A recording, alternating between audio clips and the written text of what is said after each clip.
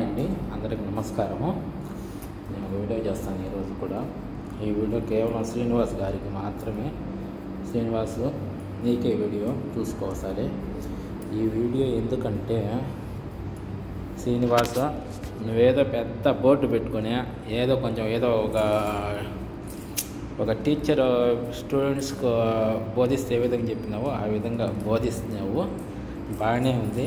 నీ బోధన ప్రకారమే బుడమేర గేట్లు ఉన్నాయి లేవా, అది ఒకటి చెప్పు చాలా ఎక్కువ వద్దుగాని అది ఎత్తే చెప్పేసి తర్వాత బుడమేర తర్వాత రెగ్యులేటర్ ఉంది కదా యువతల కల్లా, ఆ రెగ్యులేటర్ వాళ్ళు ఓపెన్ చేసినారో లేదా జస్ట్ దాని మీద ఒక వీడియో చేయి క్లారిటీగా. ఎందుకని ఊరికే ఆమె తెలుగుదేశం పార్టీ వాళ్ళందరూ బుడమేరకు గేట్లే లేవు అని చెప్తా ఉంటారు కదా, చంద్రబాబు సార్ వాళ్ళందరూ కూడా నేను ఉన్నాయంటాను కదా.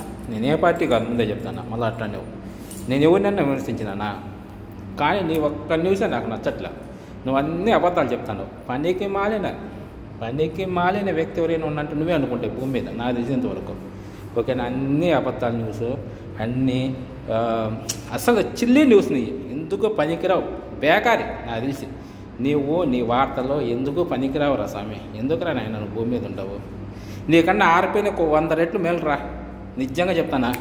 నీకన్నా ఆర్పీ 100 రెట్లు మేలు. ఆర్పీ చెప్తున్నాడు వాడు న్యూస్ ఉంటాడులా, వాడు ఆర్పీ చెప్పిన దాంట్లో ఒక దాంట్లో కంటెంట్లో దమ్ము ఉంటుంది.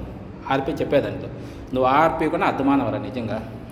నేను ఆర్పీని కూడా తిట్లా చూడు ఇప్పుడే, కానీ ఆర్పీ కానీ ఇప్పుడు తిట్లా. కానీ నిన్ను ఒక్కనే తిడతా అంటే అన్ని ఫేక్ న్యూస్ నువ్వు అప్పుడప్పుడు సృష్టిస్తావు, అప్పుడప్పుడు ఇదంటావు అదంటావు. ఏంది శ్రీనివాసు, జర్నలిస్ట్ దానికి ఏమన్నా ఎడ్యుకేషన్ క్వాలిఫికేషన్స్ అవసరమే అట్లా చెప్పు. చదువుదాం జర్నలిస్ట్ అంటాను కదా నువ్వు.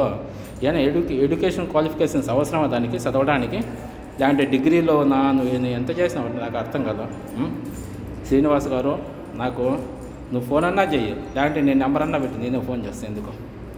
ఓకేనా, అలాంటి వీడియో చెయ్యి. అన్ని ఫేక్ న్యూస్, ఫేక్ ప్రచారము, ఫేకులు చేసుకుంటూ ఉంటాయి. ఎందుకు ఆ బుడమేరు కృష్ణ అనేది అది చంద్రబాబు నాయుడు సార్ ఇల్లు మునిగిపోయిందంట.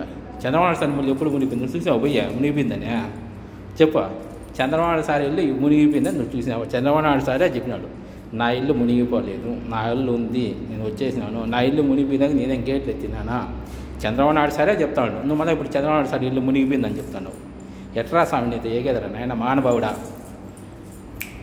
ఆపురా నాయన నీ వార్తలు.